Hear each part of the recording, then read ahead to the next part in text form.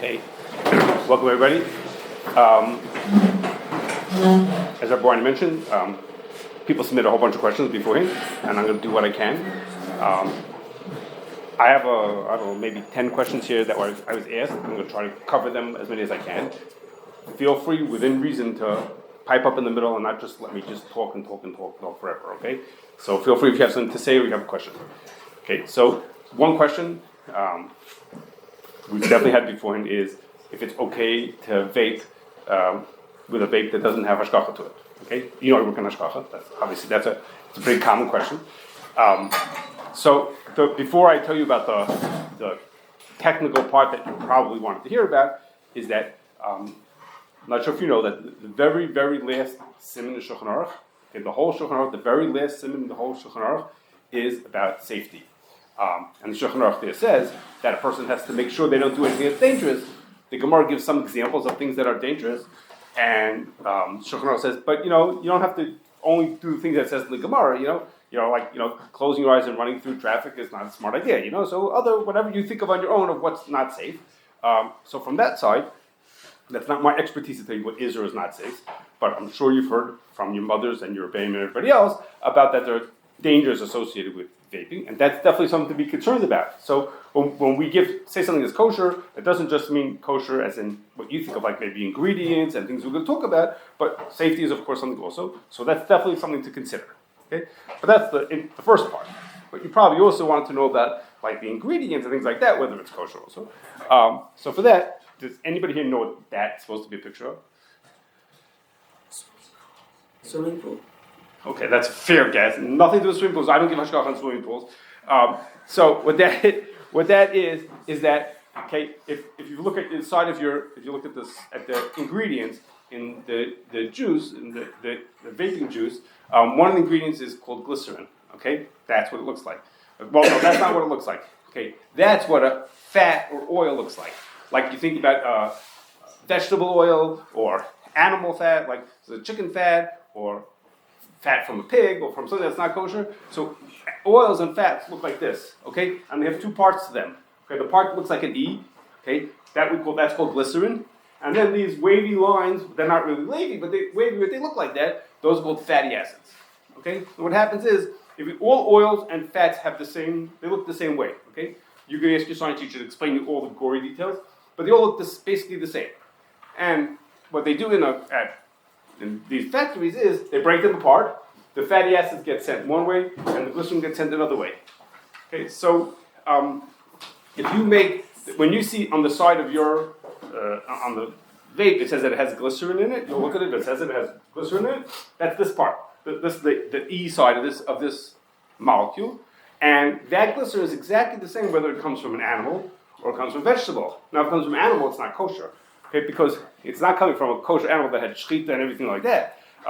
It's coming from an animal just safe. It's like buying a piece of meat from a store that's not kosher. So if the glycerin comes from an animal, or if it was made on the same machinery, even if it came from vegetable, it was made in the same machinery as where they were processing animal fats, then it wouldn't be kosher. Okay, so one reason why the juice needs hashgacha is because of the glycerin in it. It always has glycerin in it. The other side is because it always has flavor in it also.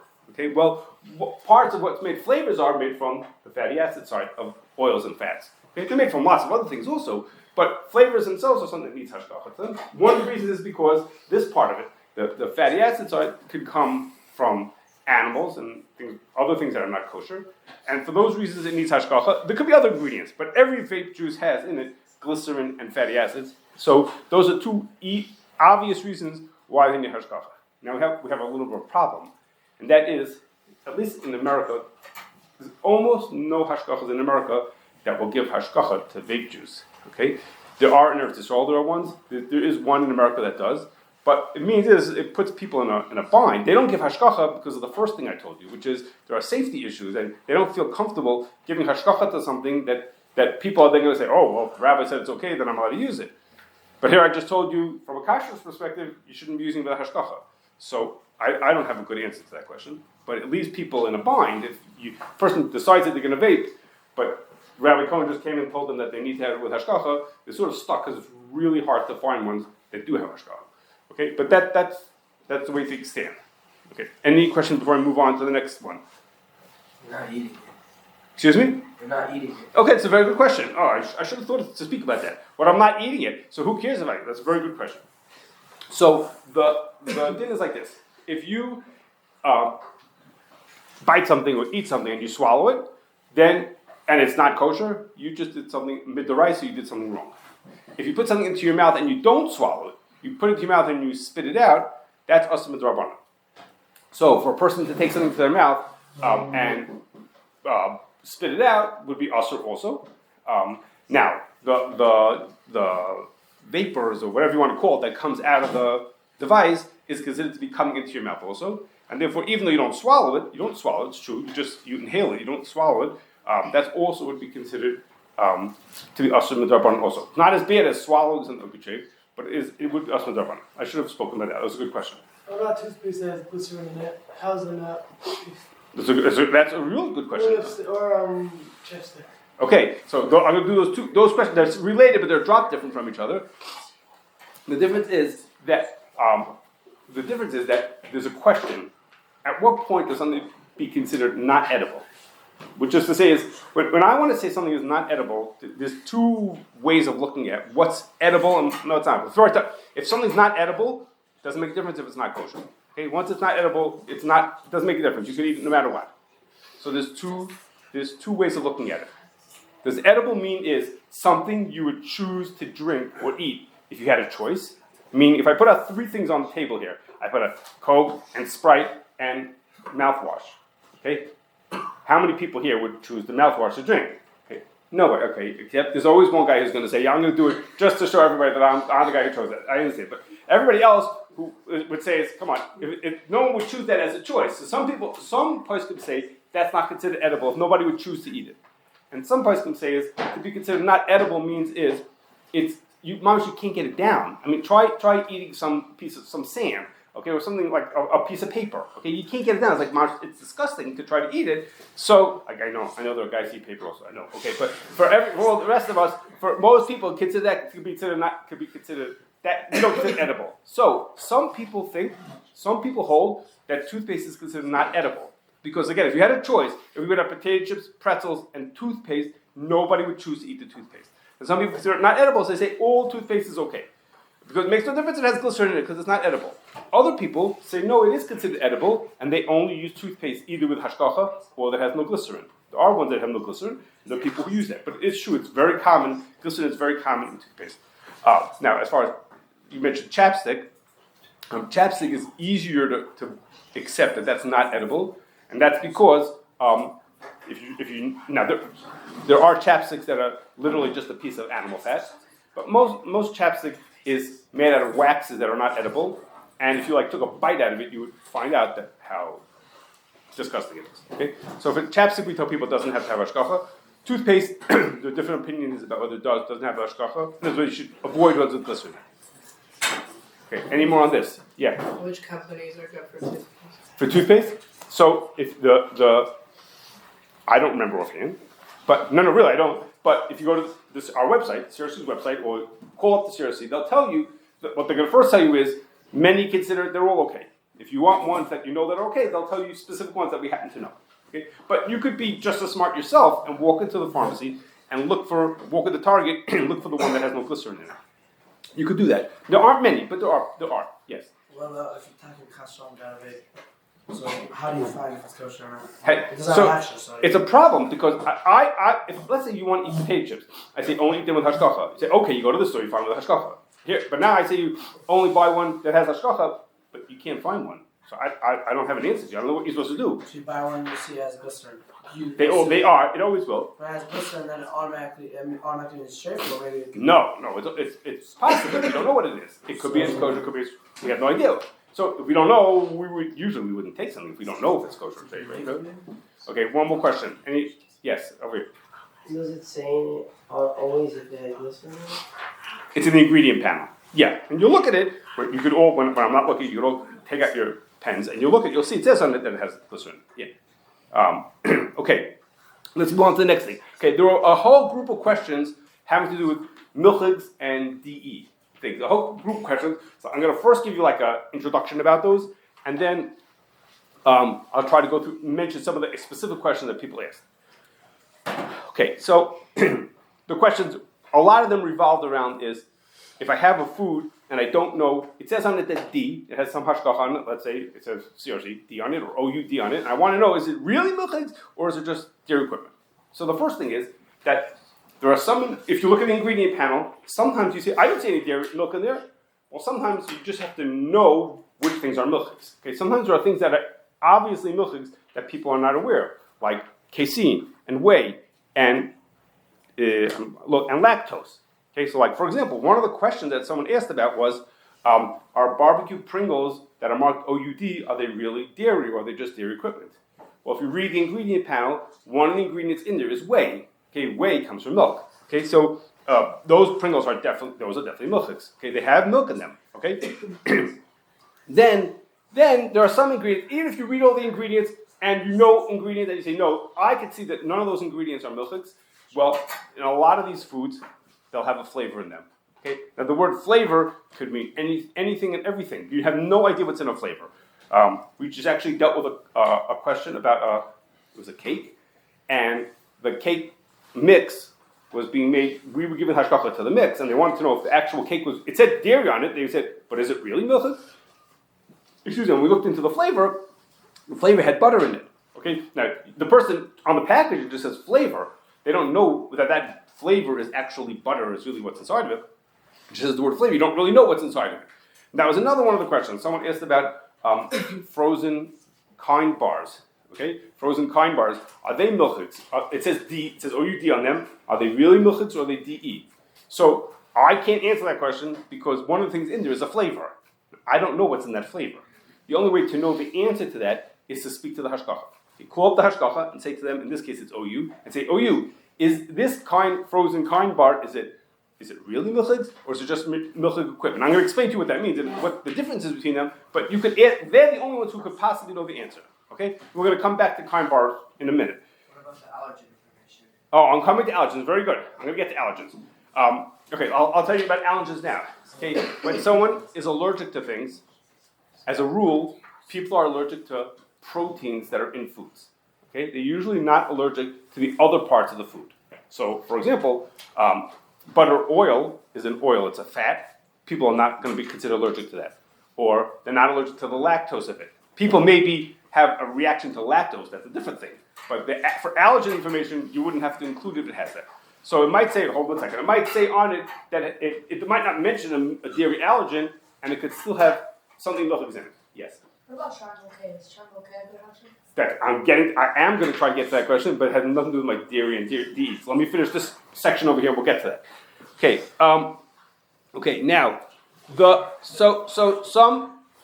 assuming we got past it, we said we're good. We have no dairy ingredients. Okay, we're really convinced that there's no dairy ingredients. Okay, hold on a second. But now the next thing is it could be made on milchik kalim. Okay, what does it mean if it was made? What does it mean to me if it was made on milchik? Sometimes it says DE. Well, the hashgacha tells you no, it's not dairy, but it was made on milchik kalim. What does that mean to me? What's the effect for me? So if we open up Shulchan Aruch, it says that if you make something on milchik kalim, then you cannot eat it with meat, but you don't have to wait. You can eat it right after meat. You just can't eat it together with meat. Okay, you can't eat it right with actual, but you don't have to wait 6 hours. You can eat it right after you eat meat. Okay, now the Shulchan Aruch says something else also. He says, what happens if you have chalav akum and you make something on not on milchik equipment, but milchik equipment that was used for chalav akum? So the Shulchan Aruch says that's considered not kosher. It's like made on treif kalim. Okay, now I don't know if you heard the word I used. I said chalav akum. Okay, so the question is, what about what we call chalav stam? Okay, nobody in this room eats. Maybe you think you do. No one in this room eats chalav akum. You're not allowed to eat chalav akum. But in America, lots of people eat what we call chalav stam. That means it's milk, the general milk that we have in the country, for whatever reasons, many hold that's not considered chalav akum. So is that considered treif? Like if I don't eat chalav akum, I only eat chalav Yisrael, and it was made on chalav stam equipment. Is that just included? Is that considered like it's made on treif kalim? I can't eat it at all, or is it just I just can't eat it with fleshings? So there's different opinions about that also. As a rule, Chassidish poskim will say to people they consider it treif. Okay? If you're come from, you speak to your Rav as Chassidish, he'll probably tell you that if something is made of DE, it's like it was made on treif kalim and you can't eat it at all. Okay? If your Rav is more Litvish, it tends to be like that. He'll tell you treat it like it was made on milcha kalim, but it's okay to eat it. You just can't eat it together with flavors. Okay, they won't consider it to be treif. They say we're just being careful to not eat chalav stam, but we wouldn't consider it to be treif. So that's a difference. Whether if it's DE, does that mean you just can't eat it with fleishiks, which is usually not such a big deal, or does it mean is you can't eat it at all? Okay, again, that depends on what your Rav will tell you what you should do. Yes, you had a question. Do you have a question? Yeah, when it says may contain. Mm-hmm. So it may contain milk. Is that? Yeah. So that doesn't mean anything. That doesn't, from a halacha perspective, that doesn't mean anything. You have to look at the ingredients and know all these things I'm telling you, but the may contain doesn't, it shouldn't take, that's just, they're covering themselves in case something floating around the factory or this and that. From halacha, we don't care about that. That's not relevant. So it's still looking at it? You don't have to worry about it. That doesn't mean that there's milk. No, you shouldn't have to worry about that there's milk in it. Okay, now, sometimes you call it the hashgacha, let's say in the case of the kind bars, which is a common question, you call up and the OU tells you, this thing has no dairy in it. Let's say they tell you, I have no idea. Let's say they'll tell you there's no milk in it, and it's really power, it's just made on milk equipment. So the first thing is, you should be careful and every once in a while call back. Because sometimes companies, the reason why they put the D and not DE is because they want to change it in the future. They say, today I want it to be DE, but maybe tomorrow I'm going to add milk to it. Okay, so you may have to, it's worthwhile to check every once in a while. Okay, I mentioned beforehand about I keep saying about the kind bars. So I mentioned that the kind bars have a flavor in them, and you have to find out if the frozen kind bars, you have to find out if that flavor is really milchis. Now, there's another thing which is an interesting part to the story here, which is kind bars have chocolate in them as well. So at one point, this is what happened. I don't know if this is still true, but at one point, this is what happened.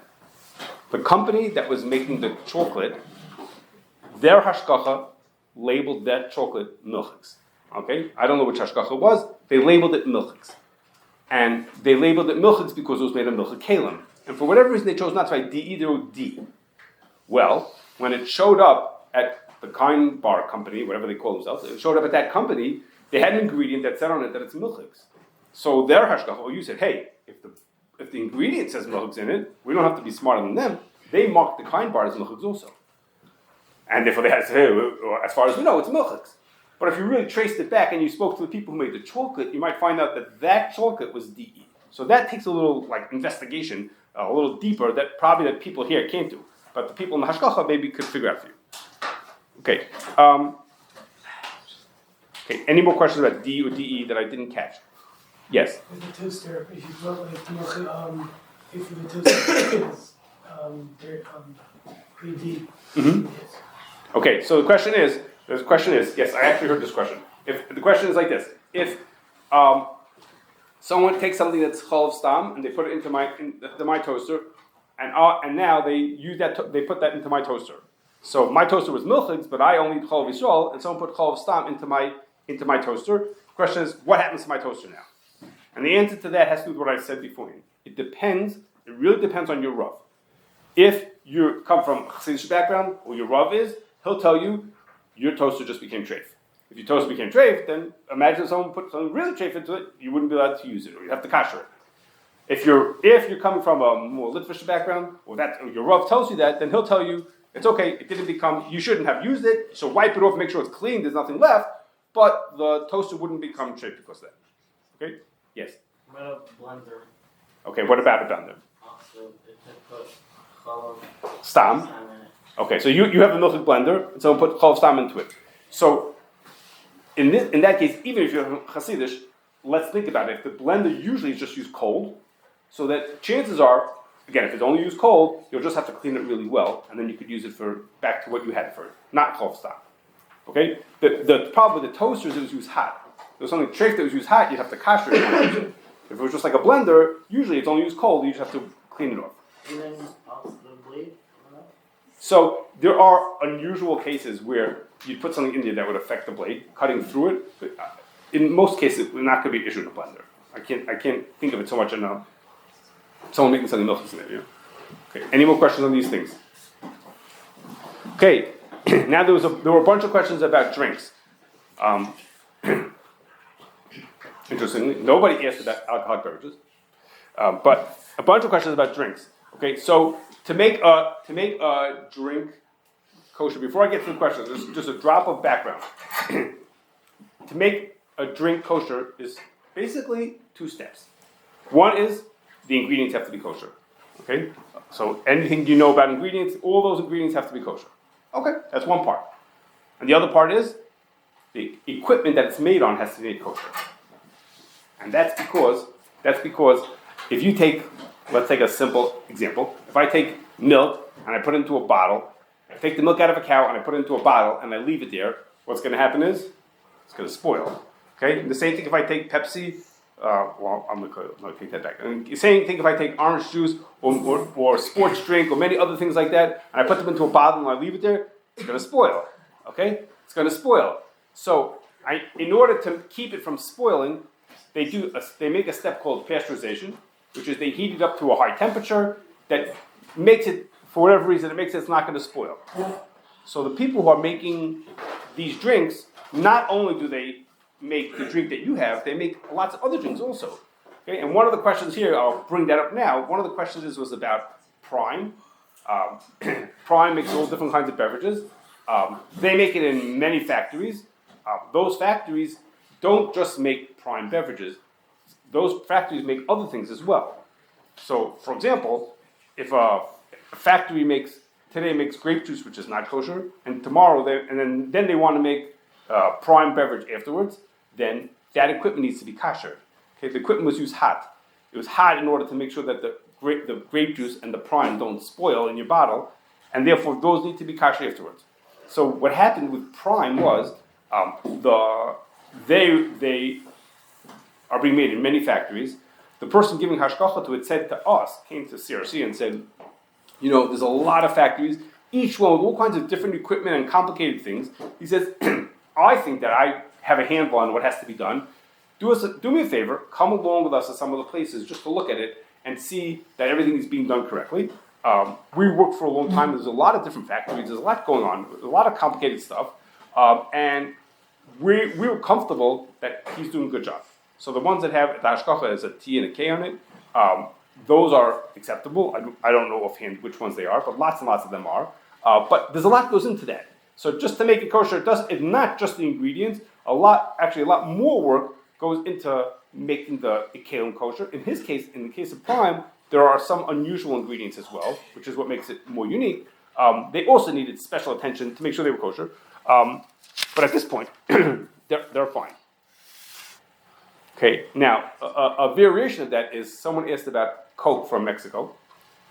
So, the way you make soda is you make a syrup, which is the main part of the flavor, like the Coke flavor or the Fanta or Sprite or whatever it is.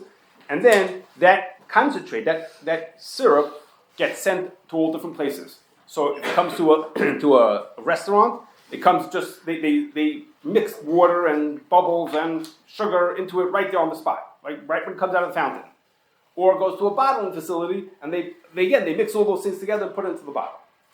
So the general rule is that as long as the syrup is kosher, the other things added on are not problematic. The water and the sugar and bubbles usually are not problematic.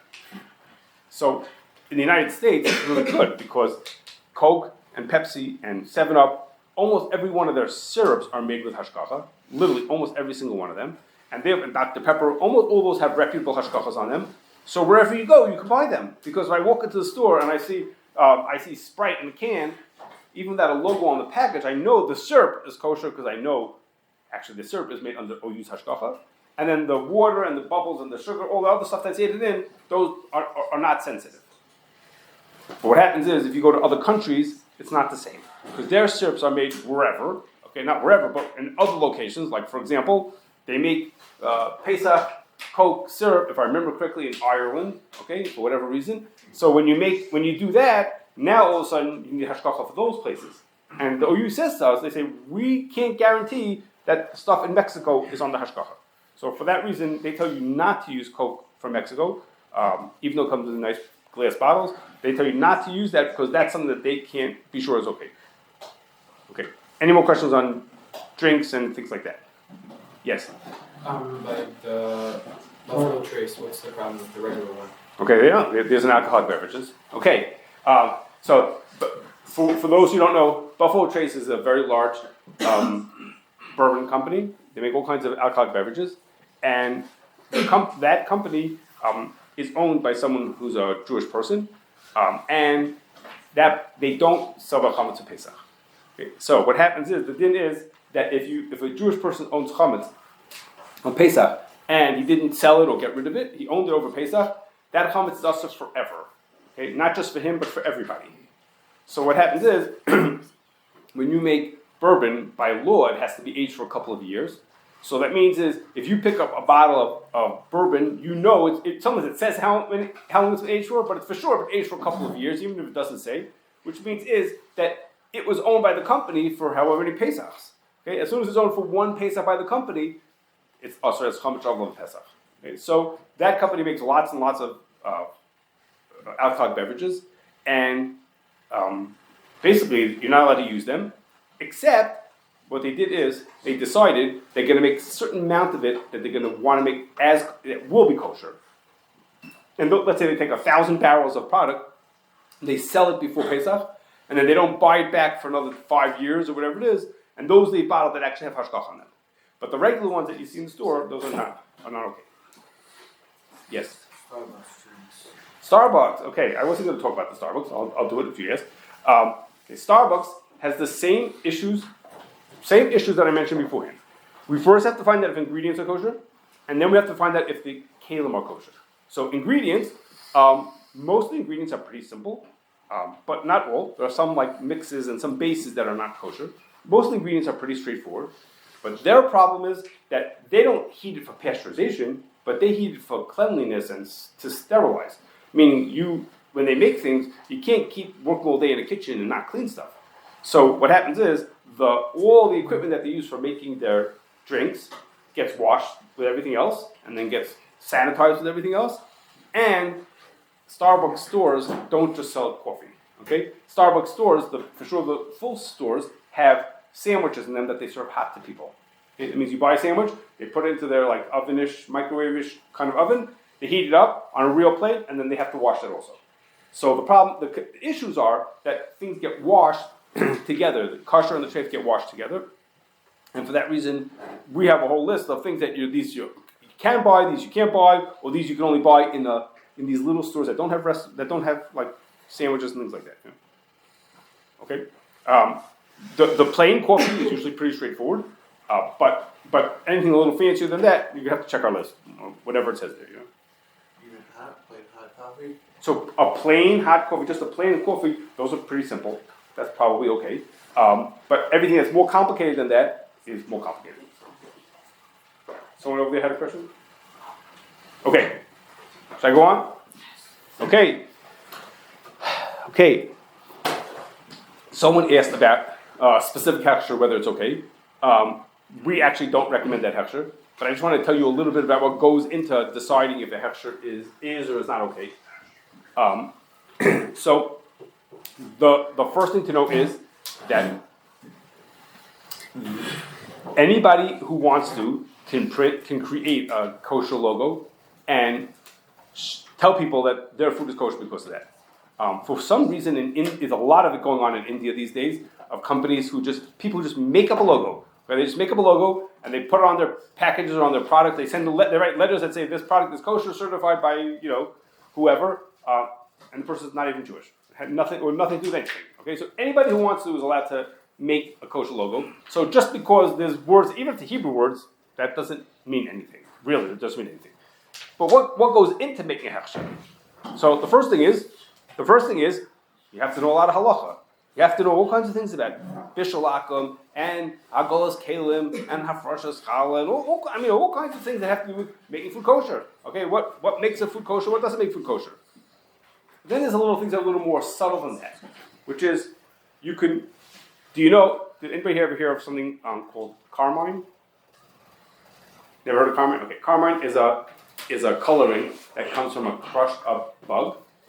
crushed up beetle. Okay, it makes oranges, reds, and purples. Okay, it makes really good colors. Actually, there's a concern. Actually, there's going to be more of that around now that the government said that we won't be allowed to use red number 3 anymore. People will start wanting to use more carmine. It's a really good color. It's made from crushed up bugs.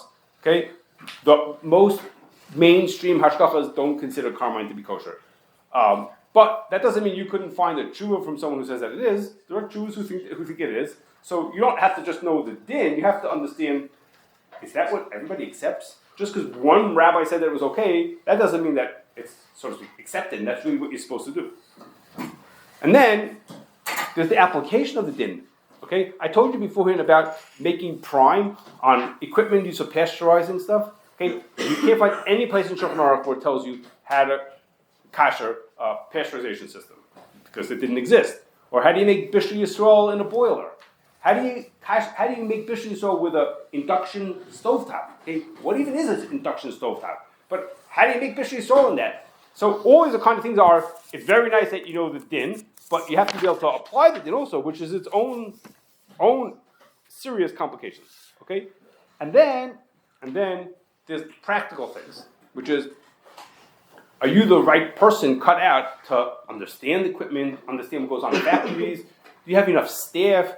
There are people who give hashgachas who says, yeah, we give hashgacha, but no, we don't have any means to cover it. Enough mashgichim to visit places and things like that. So there's lots that goes on to making a good hashgacha, and for that reason, there's lots of hashgachas that we accept, but there's also lots of hashgachas that we don't think are up to speed. And therefore, okay, you could call our office and they could tell you, or you could ask your rabbi and say to them, Rabbi, is this a good hashgacha or not? But that's what goes into making a hashgacha better or worse to be acceptable. Okay, I'm out of the questions that people ask. So if anybody has questions, random, the period ends at 5. Is that correct? Or whatever, you guys keep on going. Go ahead. The Dippin' Dots at a stadium. Oh, that was one of the questions. I'm sorry, I didn't get to that. Okay, so Dippin' Dots. The Dippin' Dots have hashgacha. Some of them are milchigs, and some of them are parv. Okay? And so really what you have to do is, I didn't have a chance to go to a stadium since I got that question. So he mentioned it to me, I should have said it. The question is, are we concerned, first of all, I got to look at my specific one. Okay, that flavor that I have, is that one that's on the list of being kosher? Or is it as milchigs, and milchig's okay for me? But then I have to figure out is there any contamination? When the guy scoops it out for me, am I getting some from the next one over?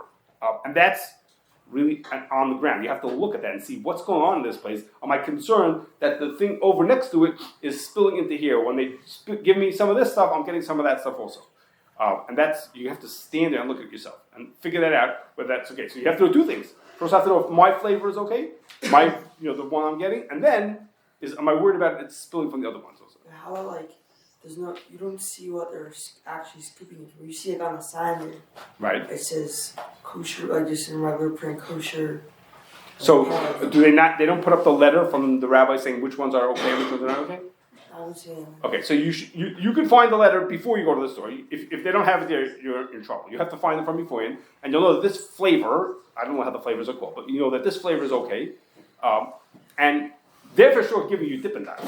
And if you ask for this flavor, you're getting that flavor. You don't want to check it, or you're not getting mixed from the next container over. Okay. Yes. Mike mix, some mix. Say it again. Mike mix. What about it? Like some people like there's bugs in it. Yes. Yes. Okay. So micanites. Okay. So when you make candy and chocolate and lots of other things, and you want them to have a shiny look to them, and you want to keep them moist also, many companies will put on something called shellac, also known as confectioner's glaze, or probably has other names to it also. And they put this coating onto the thing. Now, they also use this coating to cover wood, okay, to make it stay shiny. And they also put it onto fruits and vegetables. But many people know about that it goes on candies and chocolates. So this coating, this shellac, is secreted by a bug that lives in India. Okay, it's a bug it's called a lac bug. Thousands of them sit on the outside of these trees, and they secrete this liquid called shellac. And then that thing is then used as a coating on all kinds of things, like candies. So there's a difference of opinion whether that's okay or not. Okay, Moshe Feinstein held that it was fine. he held that it was kosher. Even though it comes from a bug, it's still kosher, because when it comes out of the bug, it's not edible. And even on your candy, it's not edible. They just put so little that you just don't even notice it.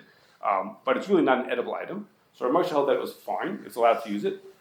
In Eretz Yisrael, Rabbi Yashav held that you were not allowed to use it. Okay, the machlokes is a little too complicated for now, but he held you're not allowed to use it. And and some Hechsherim and some Rabbanim in America also don't go with that. So most of the big national hashgachas in America accepted. Rav Moshe said that it was okay.